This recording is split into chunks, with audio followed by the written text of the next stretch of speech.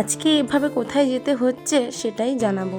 নমস্কার, আমি শুভারিয়া। কালবেলা ঘুম থেকে উঠে টুসিকে তো একটু দুধ তারপর স্নান করে বেরিয়ে পড়েছিলাম।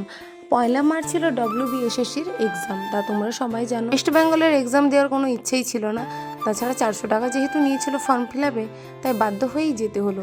তবে তার মাঝে মশালা ধোসা খেয়ে নিয়েছিলাম। আর সত্যি কথা বলতে এই এক্সামটা উইথাউট প্রিপারেশনে যাচ্ছি। এক্সামটা ছিল কিছুটা শালবনির কাছে, আর চারদিকে দেখলে কত শাল গাছ।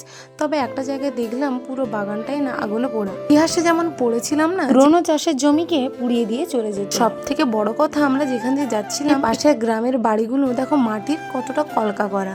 সত্যি আমাদের এখানে না এই সমস্ত বাড়ি আর পাওয়াই যায়। আমার এক্সামের সেন্টারটা এখানে পড়েছিল। এক্সাম দেওয়ার পর আমরা আবার বাড়ি ফেরার পথে রওনা। দোতলায় মাটির বাড়ি দেখে মনে হচ্ছে সত্যি এই বাড়িগুলো এখন প্রায় বিলুপ্ত, দেখাই যায়। বাড়ি ফেরার পথে আমরা এম বাজারে ঢুকবো বলে ঠিক করলাম, তাই বাইকটা স্ট্যান্ড করে ঢুকে গেলাম। গ্রীষ্মকাল আসছে তাই কিছু গ্রীষ্মকালের পোশাক নিচ্ছিলাম।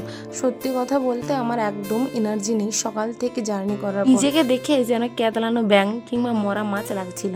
সে যাই হোক না কেন, আমরা জামা কাপড় নেওয়ার পর বিল পেমেন্ট করে নিয়েছি। ব্যাগটা নিয়ে এবার আসার পালা। সেই সময় আবার একজন ডেকে বলল যে আপনার বিলটা দেখিয়ে যান। এই যে আবার যাচ্ছি বিলটা দেখানোর জন্য।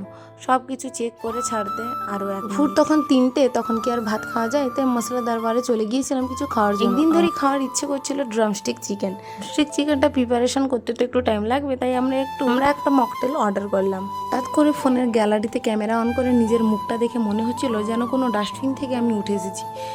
নিজেকে যে কি লাগছিল বলে বোঝানো যায়। কথা বলতে বলতে এটা চলে এলো, ততক্ষণ একটু শরীরটা জিরিয়ে নিই। আজকের মতো রাখি। রাধে রাধে।